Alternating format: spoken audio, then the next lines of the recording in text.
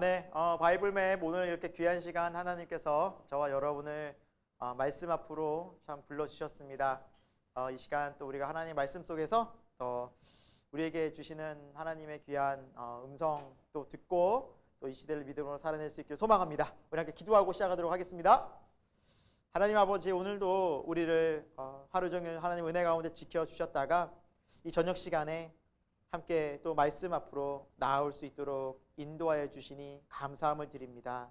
우리가 언제 어느 곳에 있든지 무슨 일을 하든지 우리 주님이 우리와 함께 하시고 우리 주님이 선하신 손길로 인도하시고 또 동행하신 줄로 믿습니다. 우리와 함께 하시는 그 은혜가 이 저녁 시간에 하나님 말씀을 듣고 배울 때 동일하게 임하기를 소망합니다. 하나님, 우리가 이 말씀 속에서 이 세상을 이길 믿음과 또 지혜를 또 우리가 하나님을 더욱더 충만히 사랑해가는 그 믿음을 더욱더 회복할 수 있는 거룩하고 복된 시간 되게 하여 주옵소서. 예수 그리스도 이름으로 기도드립니다. 아멘.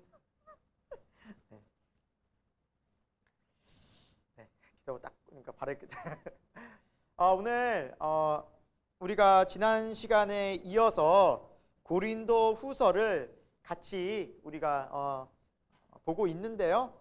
우리 오늘 말씀은 고린도후서 10장부터 우리 좀 마무리 또 끝까지 좀 함께 이제 보도록 할 텐데요. 우리가 고린도후서 개관을 할 때 고린도후서 1장부터 9장까지는 큰 틀에서 사도 바울이 고린도 교회를 향한 또 어려움 속에서 다시 고린도 교회가 회복됐다는 그 소식을 또 위로 또 하나님의 은혜를 나누는 그런 말씀들이 참 많았어요. 감사. 그런데 고린도후서 10장에서 이제 13장까지는 여전히 그러나 고린도 교회가 완전히 회복된 게 아니라 고린도 교회에 여전히 이제 바울을 의심하고 바울의 사도권에 대해서 좀 여전히 좀 비판적인 사람들이 여전히 있어서 그들을 향한 바울의 사도권에 대한 변론, 사도권에 대한 뭐 변호 이런 내용들이 여기에 또 있다라는 사실입니다. 그래서 오늘의 이제 10장부터 이제 마지막 장까지의 내용은 사도 바울이 내가 정말 주님의 사도로서 진짜 고린도 교회를 사랑하고 또 주님의 종된 모습으로 고린도 교회를 진심으로 섬기고 또 희생하고 헌신하는 주님의 사도로서 내가 주님 나라를 위해서 일했다. 이제 그런 내용을 좀 중점적으로 이제 이야기하고 있다라는 점 생각하면서 들으면 더 잘 이해가 될 것 같습니다. 자, 고린도후서 10장이고요. 자, 10장의 쭉 내용을 보면 이제 여러분 10장 제일 위쪽에 상단에 보면 바울이 자기의 사도직을 변호하다라는 내용이 있잖아요. 이런 소제목들이 여러분이 성경을 좀 보실 때 이런 내용을 가지고 이제 설명이 되어지는구나. 그래서 좀 이해하시는 데 많이 도움이 될 것 같아요. 네, 그래서 바울의 사도직에 대한 이야기, 변호에 대한 이야기가 나오죠. 그러면 쭉 이야기를 하다가 바울이 무슨 얘기를 하냐면 4절에 우리의 싸우는 무기는 육신에 속한 것이 아니라 어떠한 견고한 진도 무너뜨리는 하나님의 능력이요 또 모든 이론을 무너뜨리는 그런 하나님의 영적 무기를 가지고 나가는데 이것이 무엇이냐면 5절에도 하나님을 대적하는 모든 생각들을 사로잡아 그리스도에게 복종하게 한다라고 이렇게 말씀하고 있습니다. 여러분, 우리들이 싸우는 무기, 좀 강력한 무기가 사실은 복음이죠. 바울이 계속해서 이야기하는 복음, 그리스도의 복음, 십자가 복음이죠. 복음, 살아있는 복음, 예수 그리스도의 십자가가 가장 강력한 이 세상에서 어떠한 견고한 진도 무너뜨리고 모든 이론과 잘못된, 그러니까 하나님을 대적하는 모든 생각을 무너뜨리는 우리가 이길 수 있는 유일한 무기라는 거죠. 무기라는 거죠. 그래서 영적 무기입니다. 영적 무기. 영적 무기, 영적 무기. 영적 무기라는 것은 영적 싸움이 있다는 것을 전제하지 않겠습니까? 그렇죠? 영적 싸움. 그러니까 우리가 싸우는 싸움이 육신의 싸움이 아니라는 겁니다. 그래서 혈기를 부린다고 해서 같이 혈기를 맞대응에 부린다거나, 때린다고 해서 같이 또 치고받고 이렇게 한다거나, 저 사람이 나를 모함한다고 해서 같이 모함해버리거나. 세상은 그렇잖아요. 미사일 쏘면 미사일 쏴야 되고. 지금도 북한에서 좀 쏘고 있죠. 네, 늘 하던 대로 계속 쏘고 있죠. 그럼 우리나라는 뭐 합니까? 또 쏘거나 뭔가 대응을 하죠. 그게 세상의 방법이라는 거. 쳐? 너만 성질 있어? 나도 쳐. 이게 세상의 방법이라면, 바울이 우리가 신앙인들이 싸우는 이 영적 싸움은 그렇게 하는 것이 아니라 우리가 복음 안에서, 그래서 바울이 지금 이 고린도 교회 자기를 대적하고 모함하고 또 무시하는 사람들 향해서 바울이 계속해서 편지 쓰고 온화한 말로 대하잖아요. 또 울며 기도하잖아요. 이것이 우리가 싸우는 방법이라는 거예요. 그게 뭐예요? 복음이라는 거죠. 복음, 하나님이 우리에게 보여준 사랑이죠. 십자가의 사랑이죠. 우리가 성도가 이렇게 살아가야 한다는 것을 보여주고 있다는 거죠. 자, 그런데 이제 이 고린도 교회에 바울을 대적하는 사람들이 어떤 모습이었냐? 7절에 너희는 외모만 보는도다. 겉모습 이런 데 굉장히 트집 잡고 공격한다는 거죠. 그럼 내용이 뭔가? 10절에 자, 사람들이 비판하는 거예요. 그들이 말하기를, 그러니까 대적하는 사람들이 말하기를 그의 편지들은 무게가 있고 힘이 있으나, 편지들이 뭘까요? 서신서들, 말씀. 글은 이렇게 잘 쓴다는 거예요. 하지만 몸으로 대할 때는 약하고 말도 시원하지 않다라고 표현하고 있어요. 좀 완화해서 표현했죠. 몸으로 대할 때는 약하고. 그러니까 약간 그래서 바울의 외모에 대해서 사람들이 평가하기를 아마 굉장히 좀 키가 작고 좀 왜소하거나 아니면 좀 머리도 벗겨지고 뭔가 이렇게 몸이 약하다는 표현이 굉장히 은유적인 표현이에요. 그러니까 외모적으로 뭐 자랑할 때가 내세우고 그렇잖아요. 막 키가 제가 좀 180 좀 안 되지만 180이 좀 넘거나 등치가 딱 있으면 몸으로 벌써 강한 인상이 나오죠. 여러분이 저를 봤을 때 몸으로 좀 약하지 않아요? 아니, 안 약해 보여요? 감사합니다. 감사드리고 어디 가면 되게 약하게 보여요. 이렇게. 그래서 몸이 주는 그 힘이 있잖아요. 중압감 있잖아요. 여기서 한 190 등치 이런 사람이 딱 있으면 벌써 중압감 느껴야 안 느껴요? 솔직히 여러분 느끼잖아요. 그러니까 바울이 몸으로 딱 갔는데 뭐야? 야, 편지는 글은 엄청 막 강한 것처럼 보는데 약간 몸이 아니네 이런 느낌인 거죠. 그걸 이렇게 표현한 거예요. 그러니까 내세울 것이 참 많이 없었다. 또 말도 시원하지 않다. 말에 좀 우리가 생각한 것만큼 말을 잘 못했나 봐요. 시원시원하게 말했는데 뭔 얘기하는 거야? 그런 분들. 되게 지적으로는 굉장히 이렇게 뛰어난데 이렇게 말할 때 약간 어눌하신 분들이 있을 수도 있거든요. 굉장히 똑똑하신데 그 말이 좀 시원치 않은 거예요. 표현력이. 그러니까 트집 잡을만 하겠죠. 뭐 사도야, 뭐 말 잘하는 사도들 많은데 저 사람이 뭐 저렇게 큰 대단한 사람이라고. 외모도 시원치 않고. 사람은 외모를 진짜 봅니다, 여러분. 평가할 때 봐요. 진짜 봐요. 그런 거죠. 그리고 또 공격 무기로 또 삼는 거죠. 근데 바울이 그런 공격을 이제 받으면서도 이제 바울은 계속해서 하나님의 사도로서 어떻게 해요? 같이 육신적으로 승질내면서 나 무시해? 내가 누군지 알아? 이러면서 이제 맞대응하지 않았다는 거죠. 다 인정한다. 약하게 보이냐? 알았다. 내 말이 어느하냐? 그 인정한다. 알았다라는 거죠. 너희 그렇게 보는 거 알았다. 그러나 바울은 언제나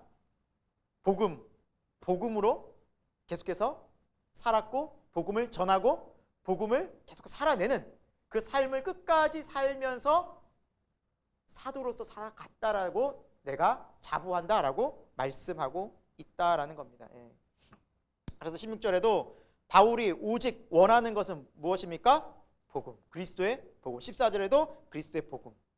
그리고 16절에도 내가 복음을 전하려고 이 모든 희생 그리고 이 모든 사람들을 듣는 그런 말들을 다 감내하겠다. 근데 내가 복음만 전하면 된다.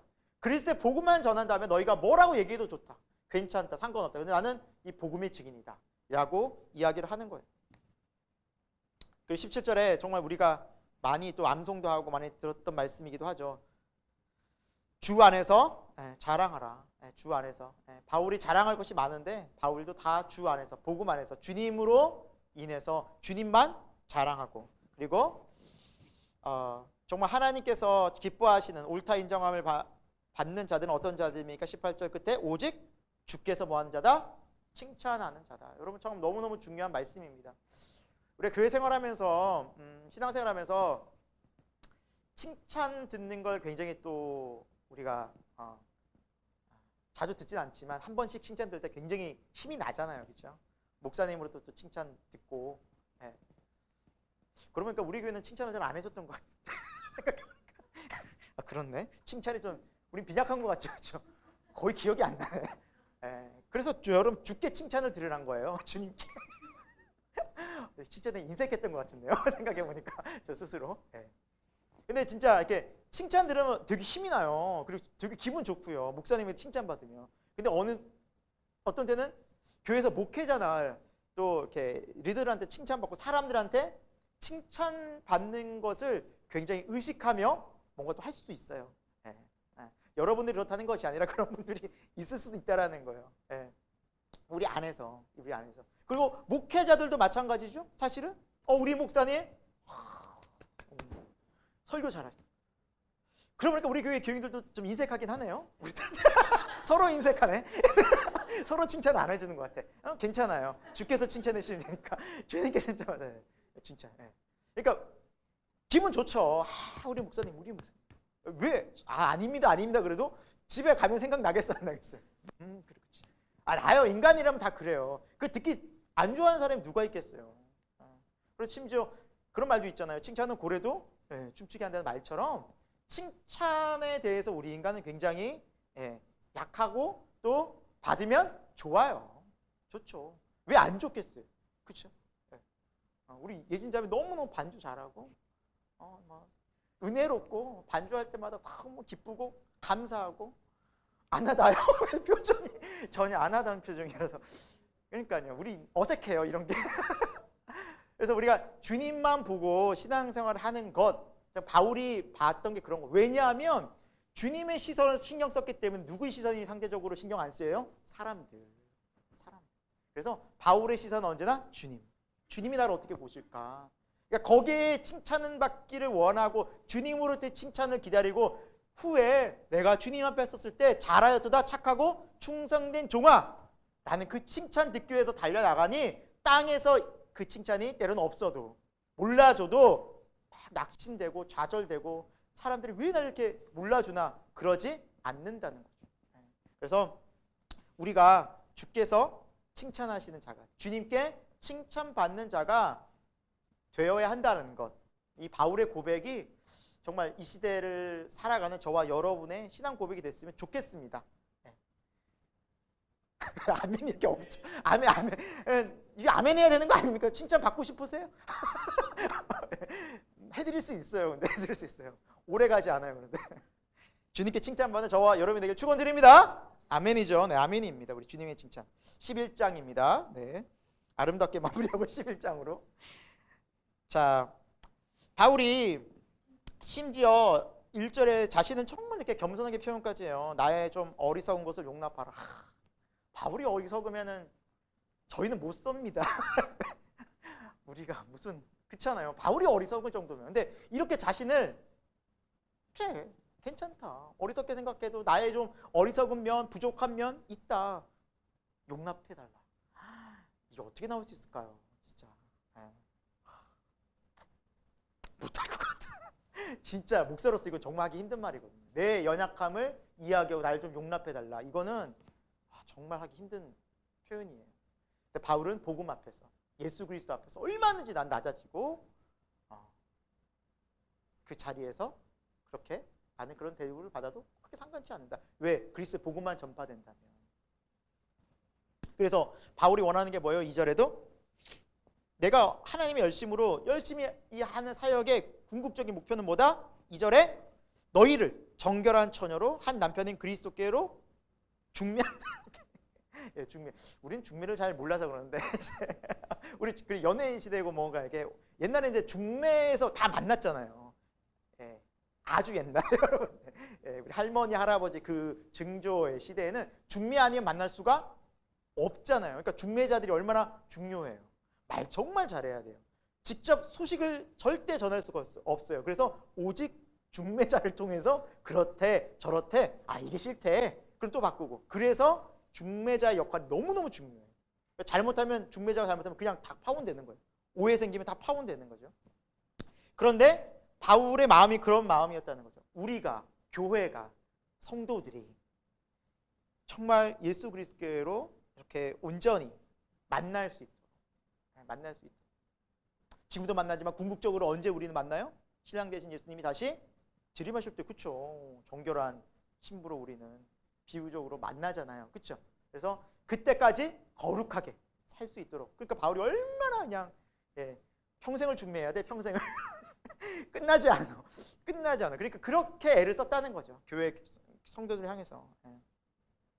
그래서 어느 정도 마음인가 3절에도 보니까 하와가 미혹당했잖아. 뱀에게. 그래서 그렇게 미혹당해서 부패해서 죄를 지은 그렇게 될까 봐. 유혹당할까 봐. 그러지 않기 위해서 옆에서 부지런히 계속해서 얘기해주고 가르쳐주고 기도해주고 권면해주는 그 삶을 바울이 살았다라는 거죠. 그게 내 마음이다. 라는 거죠. 근데 심지어 이제 그 고린도 교회에서조차도 4절에 다른 예수, 다른 영, 다른 복음을 전하고 이렇게 할 때 너희가 잘 용납까지 하는구나 라고 이야기를 하고 있어요. 사실. 그러니까 그만큼 바울이 좀 속상한 거예요. 바울은 진짜 복음 얘기하는데 막 반대하고 이런 예수님을 빙자한 다른 복음, 진짜가 아닌 생명의 복음이 아닌 가짜 거짓된 복음을 얘기하면 그래? 그럴싸하게 받아들이고. 그러니까 바울의 입장에서 너무너무 속상한 거죠. 너무너무 막 정말 화가 나는 거죠. 너무 자기는 진실을 얘기하고 거짓을 얘기하는 사람은 믿으니까. 최근 들어서 넷플릭스에서 나는 신이다라는 지금 프로그램 혹시 뭐 뉴스를 통해서 최근 JMS 나와가지고 뭐 떠들썩하게 나오죠. 뭐 정말 교회 목사의 입장으로 너무 안타깝죠. 안타깝고 또 거기에서 이제 그 이야기를 듣고 사람들이 믿는 현혹되는 사람들은 참 마음이 안타깝고 안타깝고. 그런데 만약에 정말 그렇게 JMS에 빠지는 어떤 가정이 있을 때 진짜 진실의 목사님이 가서 돌아오라고 아무리 얘기한다고 될까요? 안 들어요. 정말 힘들어요. 오히려 그걸 더 진리라고 믿고 있죠. 그러니까 그런 마음이겠죠. 가짜를 더 진짜처럼 믿는 마음이 얼마나 막 안타까워요. 옆에서 가족들이나 지인들은 얼마나 안타까워요. 오히려 정말 경건한 목사님 데려가서 막 복음 전하는데 그건 안 들으려고 그러고 그게 맞다고 막 믿는다면 얼마나 마음적으로 안타까워. 그러니까 바울이 이런 상황인 거예요. 고린도 교회. 그러니까 얼마나 지금 막 속이 힘들겠냐는 거예요. 그럼에도 불구하고 포기를 안 하는 거예요. 내가 어리석게 되는 한이 그렇게 취급을 받는다 한이 있어도 괜찮다. 나는 그래도 너희를 계속해서 주님께로 인도하고 주님을 만나게 하기 위한 중매자로서 난 역할을 할 뿐이다. 바울이 마음이었다는 거죠. 정말 바울이 생각하기에도 5절에 나는 정말 조금도 다른 사도들에 비해서 부족한 것이 없는 줄 나는 생각한다. 6절은 비록 말에는 좀 부족하나 진짜 말을 잘 좀 어눌하게 했나 봐. 그래서 고린도 바울 자꾸 인정을 해. 그래서 말도 내가 좀 어눌하긴 하나 지식은 그렇지 않다. 내가 너에게 편지를 쓰는 거는 절대 이 부분에서는 그렇지 않다라는 걸 너희가 알지 않느냐. 그래서 내 마음 좀 말은 좀 어눌하게 할 수 있어도 그 본심과 중심은 그게 제일 중요한 거 아니겠습니까? 그렇죠? 중심은 없고 말만 잘하면 어떻게 해요? 사기꾼 되는 거죠. 딱 사기꾼 되는 거죠. 중심은 없고 말만 잘하는 사람이 위험한 사람이에요. 근데 중심이 있고 때로는 말이 좀 어눌해도 그 진심이 있으니까 성령의 감동이 있으니까. 그래서 바울이 참 그렇게 어려운 부분들이 참 많았어요. 그리고 이제 바울이 쭉 이제 아래쪽에 좀 보면 이제 뭐 헌금 얘기도 하고 이제 그런 얘기도 쭉 하다가 이제 교회 내에서, 심지어 교회 내에서 하나님의 복음을 빙자해서 거짓된 복음을 전하고 속이는 자들을 향해서 14절에 이렇게 말씀하고 있어요. 사탄도 자기를 뭐로 속인다고요? 광명의 천사로 가장한다. 그러니까 속지 말라는 거예요. 그러니까 정말 겉으로 보기에 정말 천사 같고 정말 언변도 좋고 정말 인자해 보여도 그 속에 담고 있는 그 사람의 중심이 어떠냐에 따라서 그 사람을 봐야 한다라는 거예요. 자, 그래서 15절의 마지막 절에 여러분 밑줄 치셨을 거예요. 그들의 마지막은 뭐대로 된다고요? 행위대로 된다. 행위대로. 속이는 그 행위대로. 여러분, 그래서 예수 그리스도의 정말 사도이고 또 예수 그리스도를 믿는 주님의 종이라면, 신실한 종이라면 그 행위가, 삶이 드러납니다. 그래서 최근 들어 이제 그렇게 나는 신이다에 나오는 그 사이비 이단 교주들이 삶들이 어때요? 하나같이 영 아니잖아요. 일반 사람이 봐도 이거 뭐야, 엉망진창이고 막 성적으로 문란하고 돈 밝히고 막 정말 이게 무한 이기적이고 정말 자기밖에 모르고 뭐 사람들 죽든지 살든지 전혀 관심도 없고 자기만 생각하는, 그게 하나님의 사랑이냐고. 성경 어딜 봐도 하나님, 예수님이 어떤 모습을 그렇게 사셨어요. 그렇죠? 그러니까 삶을 보면 드러나요. 삶이 결국에는 우리 신앙을 보여주는 겁니다. 예수님의 삶은 말씀 그대로 섬기셨고 희생하셨고 만약 십자가에 죽기까지, 그리고 다 도망가는 제자들을 품기까지 그를 끝까지 사랑하셨잖아요. 그 삶을 보면 드러나요. 결국 삶이 우리 신앙과 믿음을 증명해내는 거예요. 삶이 아닌데 계속해서 강요하는 거는 100% 가짜죠. 이거 구별해야죠. 그 마지막은 행위대로 될 것이다. 하나님 분명히 심판하십니다. 그리고 말세가 되면 예수님께서도 거짓 선지자들이 많이 나타날 것이다. 지금 한국에서만 살아계신 내가 예수다라는 분이 30명 가량 된다고 합니다. 한국에서만. 전 세계적으로 얼마나 많겠어요. 서로 내가 재림 예수다라는 사람들이 엄청 많은 거죠. 그래서 정말 주님 말씀처럼 말세가 되면 여기서도 저기서도 거짓된 적 그리스도가 선지자들이 나타날 것이죠. 그래서 우리가 정말 유념해서 봐야 될 것은 뭡니까? 진짜 하나님의 말씀, 이걸 잘 분별해야 돼요. 분별하고 성령 안에서 우리가 정말 깨어서 기도하면 넘어지지 않습니다. 그리고 믿음의 공동체, 정말로 믿음의 공동체에서 함께 해야 돼요. 조금 이단에 빠지신 분들을 보면 좀 더 성경 공부 더 배우고 싶고, 교회를 떠나서 뭔가 따로 이제 여러분들 말고요. 여기 계신 분들은 이제 더 배우고 싶어 오시는데, 이렇게 이제 뭔가 이제 영적 목마름을 이제 그런 데서 잘못 채운 분들이 있잖아요. 최근 들어서 뭐 많이들 해요. 신천지나 여호와의 증인이나 구원파나 계속해서 성경 공부하니까.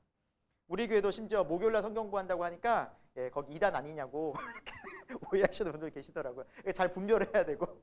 그래서 우리가 정말 복음 안에, 그리스도 안에 우리 영이 깨어서 한다면 같이 아멘 할 수 있죠. 아멘 할 수 있죠. 자, 바울이 이제 계속해서 자기 변호를 하는데 22절부터는 자신이 어떤 사람인가 육적으로 자랑하면 나도 얼마든지 자랑할 수 있다라는 측면에서 히브리인이고 이스라엘인이고 아브라함의 후손이고 그리스도의 일꾼이다. 나도 내세울 거 있다 육적으로 보면. 그런데 정말 내가 이것보다 내가 그리스도를 위해서 헌신하고 희생한 것이 이렇다라고 이제 23절부터 쭉 나오는 게 수고하고 또 옥에 갇히고 매도 수없이 맞고 여러 번 죽을 뻔하고 24절에 40대 하나 가만, 그러니까 유대인들의 형벌은 40대를 때리지 않는다고 합니다. 왜냐하면 그 이상 맞으면 사람이 죽을 수 있어서. 그래서 40대 하나 가만 매를 39대 매겠죠. 그렇죠? 몇 번 맞았어요? 5번 맞았고. 5번. 그러면 거의 토탈 합치면 진짜 200대 매를 맞은 거죠. 거의. 그렇죠? 40대까지 맞은 뭐 5번, 5, 4, 20, 200. 한 번에 40대의 매를 맞으면 사람이 어떻게 될까요, 여러분? 단순한 매가 아니거든요. 그러니까 거의 그냥 기절할 정도로 맞고 복음 때문에 쓰러져서. 그것만이 아니죠. 3번 태장으로 맞고 또 돌에도 맞고 배에서 3번 파선도 하고. 제가 여러분 밑줄을 안 쳤어요. 그냥 다치려다가 너무너무 바울이 복음 때문에 이렇게 희생하고 또 그렇게 생명 다해서 그리스도의 복음을 왜 전했나. 정말 다시 한번 생각해보면 그 복음이 너무나 귀하고 예수 그리스도의 생명이 우리에게 너무나도 절실하다는 걸 바울이 몸소 예수 그리스도를 만남으로 경험했기 때문에 생명 다하여 복음을 전했던 것이죠. 그래서 쭉 보시면 읽어보시면 정말 말할 수, 이 중에 하나라도 우리가 경험하게 되면 진짜 교회를 떠날 수도 있어요. 예수님 믿는 게 이렇게 힘들어하고 이 중에 하나라도 진짜 경험하면 돌에 한번 맞아보세요, 여러분들. 예수님 어떻게 되겠습니까? 돌에 한번 맞으면 엄청날 거 아닙니까? 돌에. 예수님 믿는 것 때문에 이 시대엔 돌 맞는 사람 없잖아요. 진짜 그렇게 주님 위해서 헌신하고 희생하고 정말 죽기까지 충성했고, 그 이유가 뭐예요? 28절에 곧 모든 교회를 위하여 염려하는 그 애타는 마음. 가서 전해야 되는데, 가서 그들을 돌봐야 되는데, 예수 생명 전하고 예수님 오실 때까지 그들을 계속해서 옆에 도와줘야 돼. 여러분, 신앙이, 우리 믿음이 이렇게 중요하다는 거예요. 이렇게 중요하다는 거예요. 때로는 우리는 감사도 해야겠지만 지금도 여러분 세계 방방곳곳에는 예수 그리스도를 믿는 믿음 때문에 죽거나 또 감옥에 갇히거나 매를 맞거나 이렇게 버림을 당하는 사람들이 있을까요, 없을까요? 굉장히 많이 있어요. 굉장히. 한 그 통계에 의하면 지금도 평균 1년에 순교자가, 전 세계 순교자가 한 10만 명 가까이 나온대요. 순교자만. 지금 현재. 근데 순교자가 10만 명이라면 핍박당하고 고통당하고 굉장히 복음 때문에 힘든 사람들은 뭐 수십만 명에 이르겠죠. 엄청난 사람들이 많은 고통과 힘듦을 복음 때문에 그 지키기 위해서. 자, 이제 복음은 그렇게 바울이 소중하게 여기면서 교회를 사랑하는 마음으로 이제 전했는데, 바울은 항상 그렇게 무엇을 자랑하냐면 나의 30절 약한 것들을 늘 내가 자랑하리라. 나의 자랑하리, 나의 연약함을 자랑하리라. 그리고 그리스도만 높이, 나 아무것도 아니다. 내가 이렇게 주님 위해서 희생하고 헌신하고 하지만 나는 이 생명의 복음 전하리라. 주님만 전하리라. 그렇게 이야기를 하고 있습니다. 자, 12장에는 바울이 또한 자신의 계속해서 이제 사도에 대한 변호겠죠. 12장에는 1절에 이렇게 말씀하고 있어요. 무익 하나와 내가 부득불 자랑하노니. 얘기하지 않을 수 없어. 너희가 하도 나를 이렇게 뭐 예를 들면 뭐 능력이 있냐, 뭐 신비한 체험을 해봤냐 하길래 내가 부득불 내가 이야기하겠다. 내가 환상과 계시를 말하겠다. 내가 경험한 환상을 너에게 얘기하겠다. 그러면서 2절에 뭐라 말씀하냐면, 여러분 밑줄은 치지 않았는데 이렇게 시작을 하고 있어요. 내가 그리스도 안에 있는 한 사람을 아노니 그가 14년 전에 셋째 하늘에 이끌려간 자라. 이 한 사람이 누구일까요? 사도 바울이에요. 사도 바울을 말하는 거예요 지금. 그러나 직접 드러내진 않았어요. 하지만 바울이라는 것을 알죠. 자, 보면은 바울을 말하는 거예요. 부득불 한 사람을 내가 소개하겠다. 그 사람이 바울이었는데 14년 전에 어디에 올라갔어요? 셋째 하늘. 이게 어디냐면 4절에 낙원에 이끌려라고 이제 낙원. 그래서 우리가 이제 그리스도인들이 죽으면 어떻게 되느냐, 이게 참 이렇게 좀 궁금해하시는 분들이 많아요. 이렇게 죽으면 어디 뭐 지구 중앙으로 모이는 것이 아니라 죽으면 그 영혼들이 이제 죽은 다음에 우리 육체적 죽음이죠. 죽음. 육체적 목숨이 이제 잃게 되면, 다하게 되면 두 가지 이제 우리 영혼이 나누어지는데, 믿는 사람들 어디 가느냐? 낙원에 가요. 그래서 예수님께서 이제 한편 강도에 그러셨잖아요. 내가 오늘 나와 함께 오늘 낙원에 있으리라. 죽은 즉시 낙원에 가서 있어요. 그리고 예, 믿지 않는 사람들은 음부란 곳에 가 있어요. 예, 이것도 나오죠. 예수님의 비유 중에. 예, 그 나사로와 부자의 비유에서 예, 죽어서 음부에 가 있잖아요. 예, 기다리는 거죠. 그러면 이 경우가 있은 다음에 어떻게 됐을까요? 이제 주님이 오세요. 이게 뭐냐면 재림이라 그러죠. 주님이 다시 오심. 재림. 재림이 있으면 이 재림 뒤에는 뭐가 있냐면 심판이 있죠. 마지막 하나님의 심판. 소위 백보자 심판이라고 하죠. 하나님의 심판대 앞에 다 서리라. 우리 말씀 봤죠? 하나님의 심판이 있죠. 심판 이후에 영원히 나누어지는데 이제 그때 이후에 어디와 어디로 나눠지느냐? 이제 천국과 가는 것이 지옥이에요. 이때가. 물론 이건 뭐 어디 우주에 있는 것이 아니라 영적인 세계이기 때문에 차원이 다른 곳이죠. 차원이 다른 곳. 그래서 이렇게 성경은 말씀하고 있습니다. 네. 죽으면 어디 갈지 너무 걱정하지 마시고 다 우리 예수님 잘 믿는 게 중요해요. 어디 가느냐가 중요한 게 아니라 여기 가면은 다시는 못 바꿔요. 다시는 못 바꿔요. 바꿀 수가 없어요. 이대로 가는 거예요. 거기에서 주님 만나는 거예요. 이건. 그래서 이걸 갖고 장난질을 한 게 천주교에서 뭐예요? 면죄부.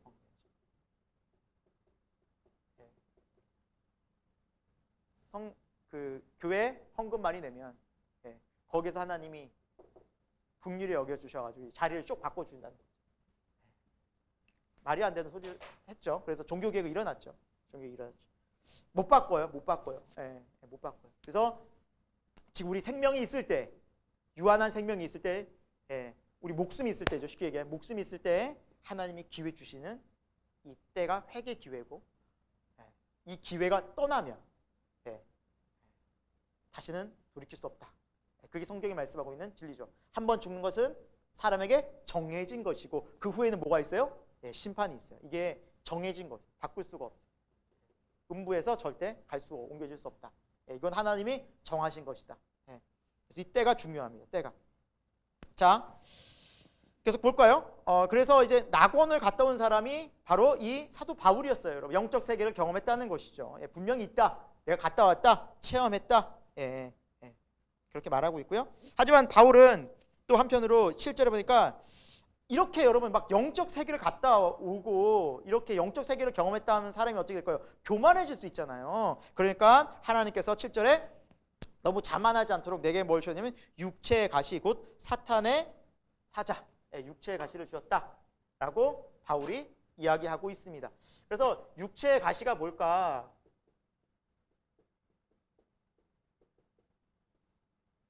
그래서 이 육체의 가시 때문에 이제 크게 두 가지 설이 있어요. 두 가지 설이 있어요. 첫 번째가 뭐냐면은 이제 사도 바울이 다메섹 도상에서 예수님을 빛 가운데 만났잖아요.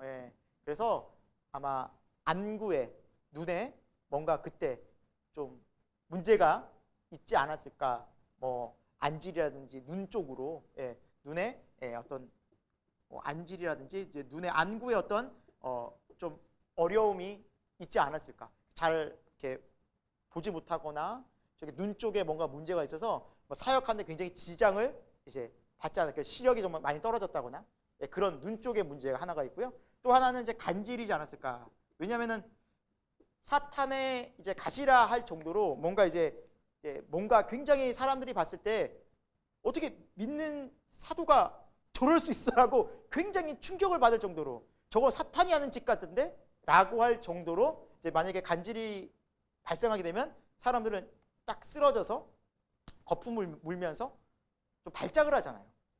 어떤 그런 것을 이제 갖고 있지 않았을까? 이렇게 추측을 하는 사람들이 있다라는 거죠. 그래서 뭔지는 정확히는 모릅니다. 그러나 육체적으로 사도 바울에게 굉장히 사람들이 봤을 때 큰 결함이 있을 정도의 그거를 가지고 있었던 것 같아요. 그러니까 그걸 보면은 사람들 앞에서 자만하지 않도록 하나님께서 주신 건데 바울의 입장에서는 이것을 떨치고 싶잖아요. 왜냐하면 바울이 기도하면 막 귀신도 떠나가죠. 죽은 자도 살아나죠. 병 고침도 일어나죠. 놀라운 기적이 일어나잖아요. 근데 본인은 예를 들어서 막 설교하다 휙 쓰러져. 갑자기 막 이렇게 벌벌 떨어 이렇게. 그러면 사람들이 자기 병은 못 고쳐? 자기는 못 고치면서 왜 남들은 저렇게 되게 사람들이 의아해할 수 있잖아요. 그러니까 그것 때문에 바울이 기도를 간절히 했겠죠. 그 육체의 가시를 벗겨달라고. 그래서 8절에 보니까 이것이 떠나가게 하기 위해서 3번 주께 간구하였더니, 여기서 3번이라는 것은 여러분 우리가 뭐 아침, 점심, 저녁으로 한 번씩 그렇게 그런 게 아니겠죠. 한 텀 간절하게 어떤 문제를 가지고 여러분 간절하게 3번의 텀을 위해 기도했다는 거예요. 3번의 텀을 갖고 한 번에 어떤 그 간절한 그 문제를 가지고 한 번 기도하기도 쉽지 않은데 3번씩 간절히 기도했는데 그때 주님의 음성이 들렸죠. 9절에 나에게 이르시기를 내 은혜가 내게 족하다. 우리 잘 아는 말씀이죠. 이는 내 능력이, 주의 능력이 약한 데서 온전하여 짐이라 라고 말씀하고 있죠. 그때 그 이야기를 듣고 바울이 그러므로 도리어 크게 기뻐하고 그리고 나의 약한 것들을 자랑하리니 이는 그리스도의 능력이 내게 머물게 하려 함이라. 오히려 내가 약한 그때에 곧 강하다라는 것을 깨닫게 된 거예요. 여러분 참 이것 또한 너무나 놀라운 말씀인 거죠. 간절히 3번을 기도했는데 하나님이 안 들어줬어요. 그러면 실망할 수 있잖아요. 하나님 왜 거절하세요? 왜 이걸 안 들어주시냐고요. 저 어려운 거 아시잖아요. 자, 주님 영광을 위해서 복음 전하려고 한 거 아닙니까? 지금 사도권도 지금 변호하기 힘든데 왜 이렇게까지 저를 어렵게 하십니까?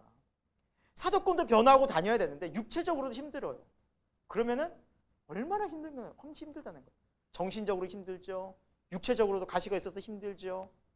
근데 주님의 음성을 듣고 크게 오히려 기뻐하였대요. 그렇구나. 우리가 정말 주님의 음성을 들으면 주님의 뜻을 알면 뭐가 있을까요? 기뻐요. 내 뜻대로 안 돼도 주님 뜻이 뭔가 선명해지면 기쁘게 돼요. 기쁘게 돼요. 여러분 그래서 우리 기도해야 돼요. 우리의 기쁨은 내 뜻이 관철된 데 있지 않다라는 거예요. 진짜 우리의 기쁨, 우리 영혼의 기쁨은 언제 있느냐? 주 뜻 알게 됐을 때 기뻐요. 이게 주님의 마음이구나. 그때 너무너무 기쁜 거예요. 그래 그 기쁨은 내 영혼의 기쁨과 동시에 내 안에 누가 기뻐하게 하시는 걸까요? 성령께서. 이거구나. 내가 만약에 이 육체의 가시가 없으면 100% 사단이거든 나를 교만하게 해서 나로 하여금 그리스도에게서 멀어지게 할 수도 있구나. 그걸 깨달은 거예요. 바울의 약점일 수 있다는 거죠. 그걸 주님이 알려주신 거예요. 너 이것 때문에 네가 사는 거야 라는 거죠. 때로는 우리에게 여러분 계속해서 지속적으로 기도하라는 지점이 있고요. 계속해서 떠나지 않는 부분이 있어요. 오랫동안 여러분 기도하는 부분이 있어요. 근데 그것이 왜 그러냐? 그 기도를 통해서 결국 누구의 마음을 알게 할까요? 하나님 마음. 그리스도 예수의 마음. 십자가도 알게 돼요. 정말 그래요. 기도해 보십시오. 그걸 알게 돼요. 주님 이것을 통해서 하나님의 마음 알기 원하시는군요. 그게 나중에 깨달아지면 기쁜 거예요. 그 문제 때문에 내가 주님께 기도했으니, 그 문제 때문에 내가 주님 마음 알았으니, 이게 더 중요한 거예요. 왜요? 우리 육체의 가시나 육체의 문제나 세상 문제들은 영원해요? 영원하지 않아요? 영원하지 않아요. 언제는 끝나요. 거기 안 빠지는 거예요. 육체의 것에, 세상적인 것에 안 빠지는 거예요. 왜? 영원한 것을 치는. 그래서 그리스도의 능력이 내게 머물면서 끝까지 주님께 나아가는, 끝까지 내가 깨어서 사도 역할을 감당할 수 있는 그것이 바로 내 육체의 가시였구나라고 바울이 깨달은 거예요. 여러분 우리도 살다 보면 이런 문제 분명히 있습니다. 찾아옵니다. 낙심하지 마시고 기도하고 주의 음성 듣는 저와 여러분에게 축원드립니다. 네, 그리고 12절에도 사도의 표가 돼서 계속해서 이렇게 바울이 기사와 표적과 능력 행했어요. 행했어요. 분명히 바울에게는 하나님 그 능력 주셨고요. 단지 육체의 가시가 있어서 계속 공격당했겠지만 그러나 바울은 담대하게 그리스도의 능력 전했다는 거죠. 자, 그리고 14절에 세 번째 너에게 가기를 원한다. 그래서 고린도 교회에 다시 방문을 하기 원하는데 이것이 사도행전 20장 3절에 이루어집니다. 결국에는 세 번째 방문을 하게 되고요. 그러면서 계속해서 이렇게 자신을 공격하지만 그러나 그들을 향해서 사랑하는 마음으로 계속해서 대하고 바울이 변호를 하고 교회를 사랑하는 마음으로 나아갔다라는 것. 그리고 바울의 함께 동역자로서 18절에 디도, 또 한 형제, 예수 그리스도와 함께 복음을 위해서 헌신하는 사람들이 있었다라는 거죠. 그래서 바울이 참 큰 힘이 되었을 것 같아요. 그래서 디도 예를 들면 디모데 이런 사람은 바울 옆에서 생명 걸고 충성했다. 그래서 믿음의 동역자들이 바울 옆에서 함께 했습니다. 그래서 하나님 나라는 여러분 함께 하는 겁니다. 바울 사도가 혼자 아무리 뛰어나더라도 디도나 디모데나 옆에서 이렇게 함께 충성된 사람들이, 또 아까 전에 여기 보시면 한 형제를 이름 없는 무명의 형제들까지 있었죠. 그래서 이런 믿음의 사람들이 없이 하나님 나라가 이루어질 수 없다라는 거죠. 여러분들도 한 명 한 명 너무 귀하십니다. 귀하고 여러분들이 주님 나라에 위해 선신하는 것들 주님 다 기억하고 있고, 그리고 또 여러분들이 좀 목사님과 함께 또 여러분이 함께 헌신하고 충성하는 것들을 정말 또 주님 기뻐하시고 목회자들에게도 큰 힘이 납니다. 예, 여러분 함께 충성해 주길 바랍니다. 거의 억지로 아멘 받는 것 같아요. 왜 아멘? 예, 우리 다른 교회에서 오신 분이 아멘 하잖아요. 우리는 왜 아멘 안 하냐고. 목사님이 들으셨어야 되는데 녹음을 좀 하시. 예, 그래서 여러분 목사님이 정말 이상한 분이 아니고 보고만 해서 있다면 같이 헌신하고 충성하십시오. 굉장히 기쁩니다. 목사님이 힘이 된다고요. 아멘이죠? 예. 이래서 아멘 안 해. 우리는 끝까지 아멘. 칭찬 많이 할게요. 칭찬 많이 해줄게요. 자, 우리 12장 마지막 부분에는 또 바울이 두려워하는 게 나와요. 뭔가 두려워하는 게 나오냐면, 바울이 두려움은 그거였어요. 고린도 교회가 끝까지 회개치 않을까 봐. 예, 그것 때문에 두려운 거예요. 바울이 걱정하는 건 뭐냐면 그들이 회개치 않고 멸망받을까 봐 두려운 거예요. 참 귀한 마음이죠. 예. 그들이 끝까지 회개치 않으면 그럴 수 있잖아요. 어우, 너희는 마땅히 벌 받아야 돼. 회개 기회 줬잖아. 정신 못 차리고 끝까지 회개치 않으면 너희는 마땅히 벌 받아야 돼. 이게 아니라 끝까지 마음이 참 그렇게 쓰인 거예요. 자, 그러나 이제 13장엔 또한 권면하고 있어요. 자, 13장 2절. 다시 가면 또 용서하지 아니하리라. 예. 꼭 회개하길 바란다. 꼭 회개하길 바란다. 너희가 돌이키길 바란다. 그 죄를 끝까지 고집스럽게 거기 머물지 마라. 왜 그래요? 왜 죄가 계속 남아 있으면, 여러분 아마 여러분 이제 성경책 제가 밑줄 안 쳤는데 위에서 읽어보시면 죄의 목록들이 나와요. 바로 위쪽에도 다툼, 시기, 분쟁, 당짓고, 거만함, 혼란, 또 21절 마지막에 음란, 호색, 더러움, 이런 것들이 가득한데 이걸 회개치 않으면 교회 공동체가 어떻게 되겠어요? 교회 공동체가 1번 부흥한다, 2번 망한다. 맞아. 선명하게 해줘야 여러분 고민이 안 돼요? 망해요, 여러분. 이렇게 계속 가면 망해요. 분란이 일어나 봐요. 교회 여러분 쪼개져요. 정말이에요, 여러분. 싸울 때요, 교인처럼 무섭게 싸우는 사람이 없더라고요. 오, 그냥 곡괭이 들고요, 막, 진짜 막 이렇게 진짜 그런 진짜 이런 거 다 들고 막 와요. 무서워요, 교인들이. 교인 쪼개져요. 이제 나누어져요. 시험 들고 사람들 엄청 상처받고 막 다 떠나요. 네. 그런데 그런 사람들이 회개해야죠. 교회는 돌아와야죠. 네. 용서하지 아니야. 결국에는 그 사람들이 이제 징계하게 되겠죠. 바울이 가면. 그래서 꼭 회개하라는 거예요. 회개가 있어야 되죠. 자, 4절에는 너무너무도 4, 5절이 좀 중요한데 이렇게 말씀하고 있어요. 그리스도께서 약하심으로 십자가에 못 박히셨으나. 그렇죠, 여러분. 주님이 십자가에 못 박히셨다는 사실은 뭐예요? 육신적으로 보면, 세상적으로 보면은 죄인 취급 받으신 거도 약해 보이잖아요. 그렇죠? 맞잖아요, 여러분. 로마의 사형 틀이에요. 그거는 가장 비참하고 처참한 죄인을 못 박아 죽이는, 겉으로 보기에는 그렇잖아요. 그 취급 받으신 거잖아요. 근데 그 뭐예요? 하나님의 능력으로 살아 계신다. 부활하셔서 우리와 함께 하신다. 왜 그래요? 우리도 그 안에서 약하나 하나님의 능력으로 그와 함께 살리기 위해서, 우리가 하나님 앞에서 우리의 모습이, 죄인의 모습이 죽어져야 되는데 그 죽음의 자리에 예수님이 우리와 함께 가신 거예요. 함께 죽고 우리와 함께 살아나신 거예요.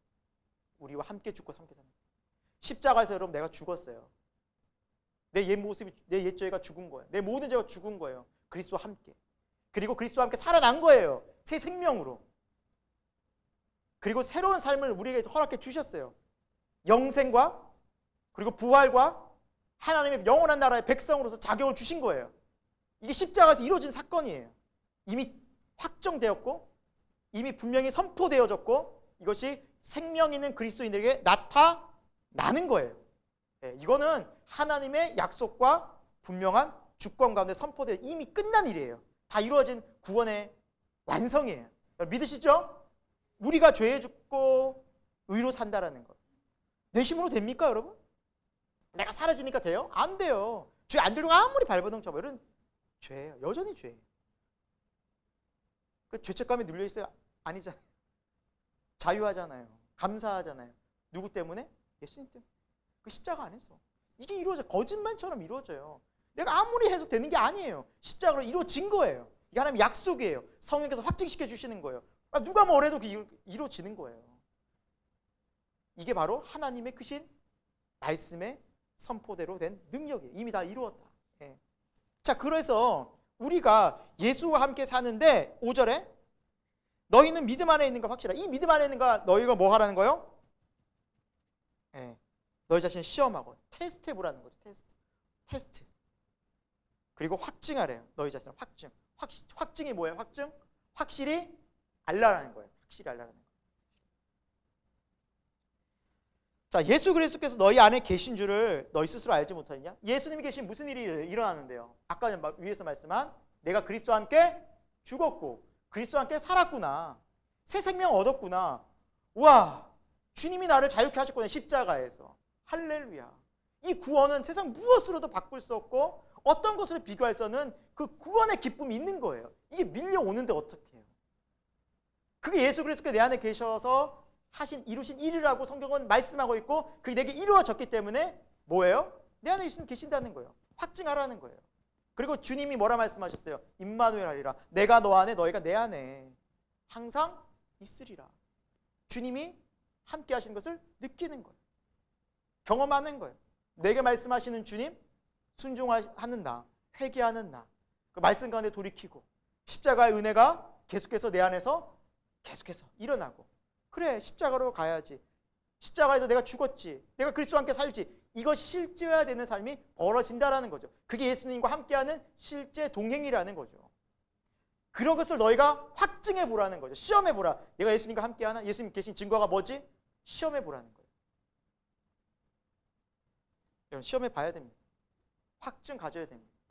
교회는 다녔지만 예수님 믿는다고 하지만 내 안에 정말 예수님을 통해서 내가 구원받았고 십자가에서 내가 선명하게 하나님의 거룩한 자녀가 되고 내 모든 죄가 용서함 받았다라는 그 구원의 감격 기쁨이 오늘 현실, 실제화가 되고 변화되는 사실이고 진리라는 것을 주님 안에서 내가 이야기할 수 있는가? 이거 모른다면 기도하셔야 됩니다. 이건 계속 기도해야 돼요. 그리고 경험하신 분들은 날마다 주와 동행하며 이거를 하나님과 함께 누리고 그때 그리스도 안에 감사하고 기뻐하고 기도하는 주 안에서의 삶이 펼쳐진다는 거죠. 이게 내가 그리스도와 동행하는 증거라는 거죠. 증거라는 거죠. 자, 너희 스스로 그리스도 예수께서 너희 스스로 계신 줄 알지 못하느냐? 안다라는 거죠. 만약 이것을 너희가 만약에 알지 못한다면 너희는 뭐 받는다? 버림받은 자다라고 말씀. 버림받은 자가 다른 말로 하면 예수님 밖에 있는 자예요. 예수님 안에 있지 않는 거예요. 그리스도 안에 있지 않는 거예요. 그리스도 밖에 있는 자다. 어둠 가운데 있다. 내 마음이. 그러니까 여러분 중요한 게 뭡니까? 가장 중요한 건 내 마음 속에 예수 그리스도가 함께하는 그 삶의 실제적인 변화와 증거가 있냐는 겁니다. 기도해야 되고 고민하셔야 되고 확증을 성령 안에 받으셔야 돼요. 이걸 확증하시는 분이 성령님이에요.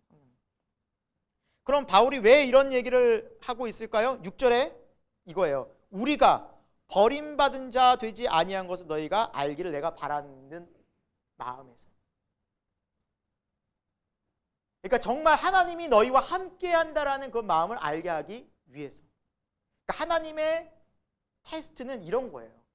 분명히 알고 이제 그리스도로 해서 분명히 뜻을 정해라. 왜 세상의 마음이 빼앗기냐는 걸 자꾸.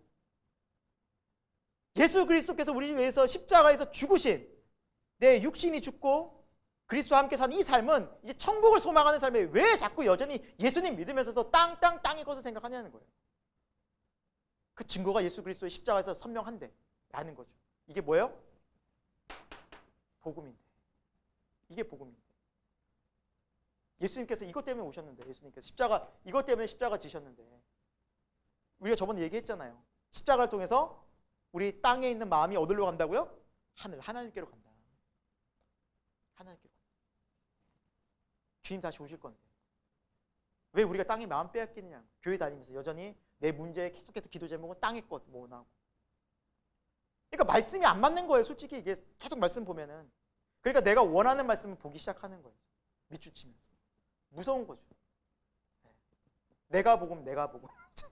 사복음이 아니라 내가 복음 되는 거야. 내가 원하는 것만 복음이야. 내가 듣고 싶은 것만 복음이야. 하나님 말씀도 내가 원하는 것만 아멘이야. 이렇게 되는 거예요. 저거는 아직은 내가 믿음이 부족했어. 그러나 내가 지금 필요한 말씀 아멘. 굉장히 문제 있는 위험한 신앙인 거죠. 예수 그리스도의 말씀은 이 성경 말씀이 모두가 아멘이죠. 그게 진짜 믿음이 돼요. 그게 진짜 믿음인 거죠. 때론 내가 불편해도 지금 맞습니다 주님, 그것이 아멘입니다. 그러나 제가 아직 깊이 받아들이지 못합니다. 주여 제 마음을 순종케 하여 주옵소서. 그게 맞잖아요. 그 말씀을 하고 있는 겁니다. 자, 오직 바울은 8절에도 우리가 진리를 전하는, 진리를 거스릴 수 없다. 오직 우리는 진리를 위할 뿐이다. 이 변하지 않는 진리, 예수 그리스도의 십자가의 복음, 이것만 우리는 전할 뿐이다. 왜? 이것으로 인해서 우리가 이 땅 가운데서 살아가지만 영원한 하나님 나라를 바라볼 수 있고, 이 복음이 선명할 때만 예수님이 왜 십자가를 지셨는지, 그 예수님의 일생이 선명해지고 이것이 아니고는 하나님께로 갈 수 없구나라는 것이 분명해지기 때문에, 이 복음이 흔들리면 우리 마음은 여전히 어떻게 가요? 다시 땅으로 가요. 육체로 가요. 100% 내 목숨 사는 데 가요. 교회를 다니지만. 이건 누구나 마찬가지예요. 100%예요. 100%예요. 십자가의 예수 그리스도의 복음만이 우리로 하여금, 예수님이 가신 그 길만이 우리로 하여금 땅의 마음 뺏기지 않아요. 예수님이 언제 땅의 것을 찾으신 적이 있어요? 아니에요. 예수님께서 오병이어를 행하셨어요. 설교를 하루 종일 듣는 배고픈 그 사람들을 위해서. 그리고 오병이어의 기적을 전체가 5,000명, 성인만 5,000명이었으니 남자 20세 이상의 남자만 5,000명이었으니 여러분 얼마나 많았겠어요. 지금도 보면 남자가 수가 더 적어요. 분들도 여성이 훨씬 많았을 거예요. 여성은 5,000명, 10,000명 그 이상, 어린아이까지 포함해보세요. 2만 명 이상 됐을 거예요. 그들이 모두 기적을 경험했어요. 살아있는 하나님의 말씀을 직접 경험했어요. 배가 불렀어요. 그 다음에 하는 일이 뭔지 아세요? 예수님을 뭐로 세우려는 거예요? 왕으로. 예수님만 오면 우리는 배가 채워져. 예수님만 오시면 이제 다 채워져. 최고, 예수님 최고. 왕 삼으려고 수천 수만 명이 떼죠. 예수님 뭐 하셨어요 그때? 자리를 피해서 도망가셨어요. 자리를 피하셨어요. 왜? 예수님 오신 목적은 그게 아니었던 거예요. 우리 육신의 생명을, 육신의 삶을 채워주기 위해 오신 분이 아니에요. 그게 아니거든. 피하신 거예요. 예수님은 뭐예요? 영생의 떡을 주러 오신 거예요. 이 땅의 것이 정말 아니거든요. 땅이 필요 없다는 말이 아니에요. 돈이 필요 없다는 말이 아니에요. 여러분 집도 차도 다 버리고 이제는 다 헌금하고 주님만 다, 그런 말이 아니에요. 오해하지 마시고, 그것에 내 목숨 걸고 내 생명 걸고 내 마음을 걸고 계속 그것을 기도하면 땅을 생각하는 신앙이 주님이 위해서, 이게 다 주님 주신 거구나, 주님 것이구나, 주를 위해 어떻게 드릴까, 주를 어떻게 기쁘시게 할까를 생각하면서 그것을 사용할 때 그것이 주님을 기쁘시게 되는 일이라는 거죠. 내 물질, 내 건강, 내 관계, 내 직장. 그래서 누굴 먼저 생각하는 건? 주님. 그걸 통해서 주님의 나라를. 할렐루야. 이게 십자가의 길인 거예요. 주님께서 보여주신 생명의 길이라는 거예요. 이것이 교회 생활이라는 거예요. 이것이 하나같이 계속 얘기하는 뭐예요? 주님의 복음이라는 거예요. 여러분 지금 고린도 후서 마무리하고 있지만 그런 거 있어요? 땅에서 지금 잘 되는 거? 아까 바울의 삶을 봤잖아요. 매 수도 없이 맞고요. 고통 엄청 겪었어요. 예수님도 십자가에서 죽으셨어요. 어떻게 하실겠어요? 이 길 계속 가다가는 아주 그냥 죽는데 어떻게 하시죠? 근데 이 길이 생명의 길이라면, 구원의 길이라면 가죠. 충분히 가죠. 억지로 가는 게 아니에요. 지금 바울은 억지로 가는 거 아니에요, 여러분. 볼까요? 11절. 자, 마지막으로 말하는 형제들아 기뻐하래요. 고생하고 땅에 거 하나도 없고 매도 수도 없이 맞고 막 돌 팔매질을 막 맞는데 기뻐하래요. 마음을 갖춰 평안하. 그러니까 여러분, 우리의 진짜 평안은 우리 마음이 평안입니다. 누가 함께함으로? 예수 그리스도가. 위에서 봤잖아요. 그리스도가 너희 안에 계신지 왜 모르냐? 그리스도 안에서 평안이 오는 거예요. 그게 뭐냐면 환경에 구애받지 않은 절대적인 평안. 예수 그리스도 안에서 영원한 평안. 여러분, 이 평안을 우리가 회복해야 되고요. 그래서 우리가 쉽게 안 되잖아요. 또 무너지잖아요. 여러분 살다 보면. 주일날 말씀 듣고 아멘하고 막 기뻤다가 한 주 하루 이틀 사흘 이게 목요일쯤 되면 어때요? 말씀은 온데간데 없고 이제 막 세상에서 내가 막 풍파에 이리저리 막 그러지 않나요? 그럴 때 많잖아요, 우리. 그래서 날마다 자기를 부인하고 자기 십자가를 지고 날마다 나를 쫓으라고 하신 거예요. 그러니까 날마다 주의 십자가를 생각해야 돼요. 이 하나님 주님께서 주신 이 십자가의 삶을 내가 거기에서 자유하구나. 사실은 우리가 고민하고 문제 있게 생각하고 염려하고 두려운 것은 사실은 영적인 것일까요? 육적인 것일까요?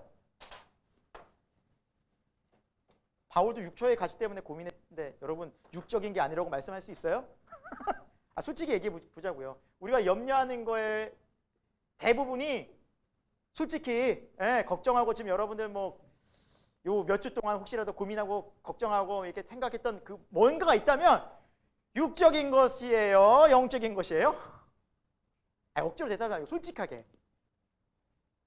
육적인 것 아니에요?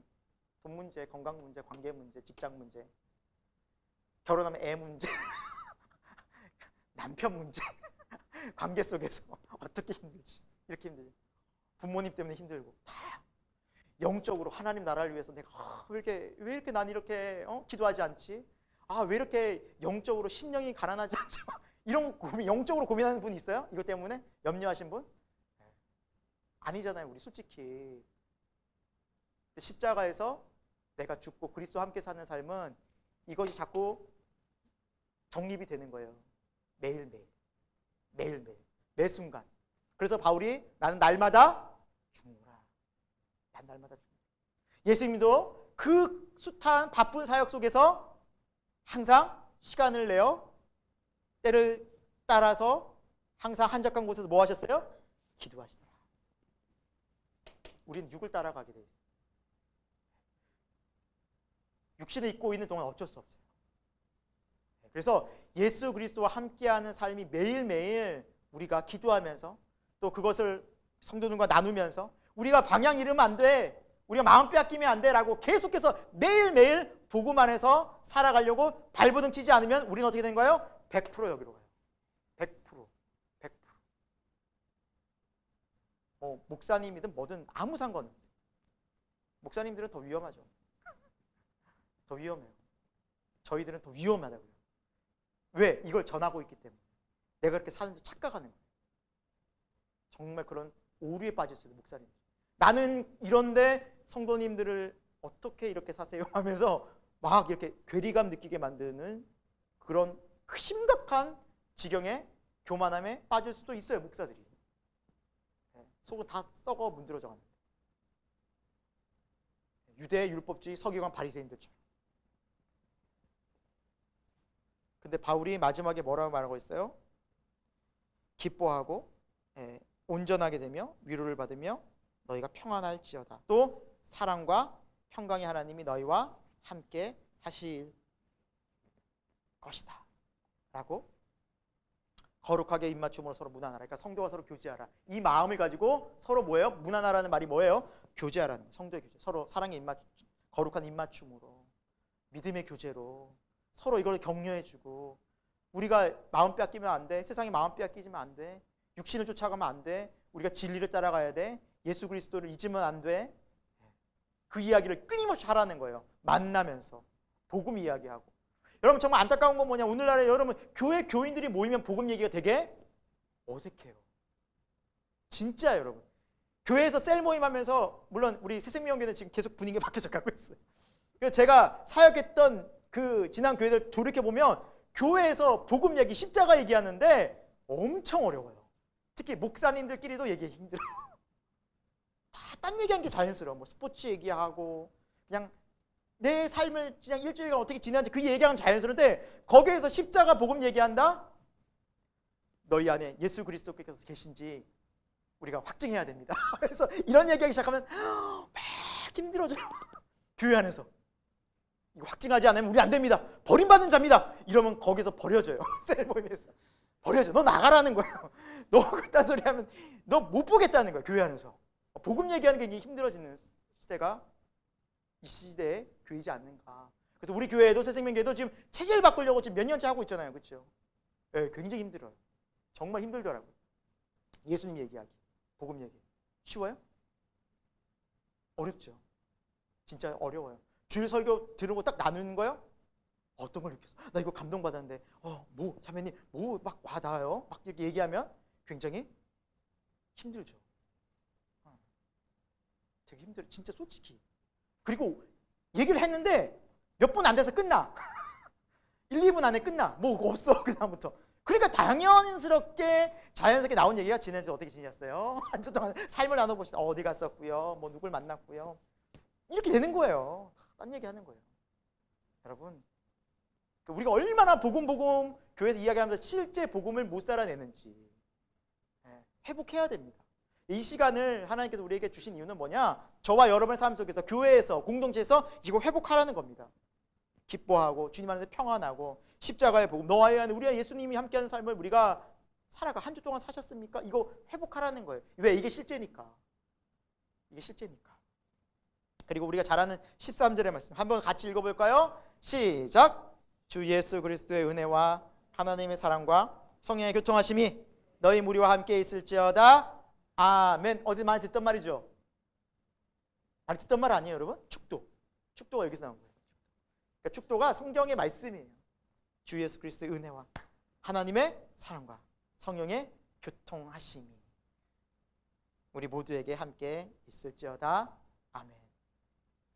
성부, 성자, 성령 하나님, 우리가 하나님 나라 가는 그날까지 우리와 영원히 함께 하십니다. 여러분 믿으십니까? 아멘이죠. 아멘이죠. 그렇기 때문에 우리 구원은 흔들리지 않아요. 내가 이끌어가면 100% 흔들리죠. 내가 하라면 넘어지죠. 시험 들죠. 하지만 누가 이끌어 가십니까? 성부, 성자, 성령. 우리 모든 무리와 함께 하시며 그분이 인도하세요.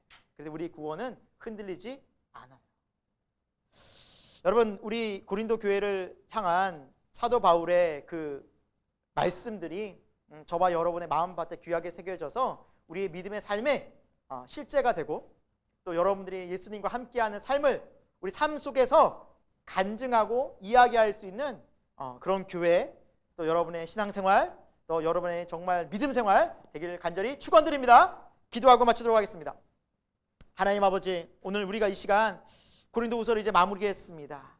하나님은 살아계시고 우리와 함께 하십니다. 십자가에서 죽으신 예수 그리스도의 그 십자가의 구원과 능력은 지금도 유효하며 지금도 능력으로 함께 하시며, 지금도 그 십자가에서 우리가 새로운 생명을 얻게 되고, 또 예수 그리스도와 함께하는 실제적인 변화들이 우리 삶 가운데 나타나는 줄로 믿습니다. 하나님, 이 믿음을 가지고 우리가 이것을 실제로 경험하는 우리의 인생 되기를 소망합니다. 예수님이 어디 계시냐, 또 예수님이 어디 있느냐, 예수님이 정말 살아계시느냐 라고 누군가 묻는다면, 질문한다면 내 안에 예수님이 함께 하신다는 그 믿음의 간증을, 고백을 담대하게 증거할 수 있는 우리 모든 주님의 백성들 다 되게 하여 주옵소서. 예수 그리스도 이름으로 기도드립니다. 아멘.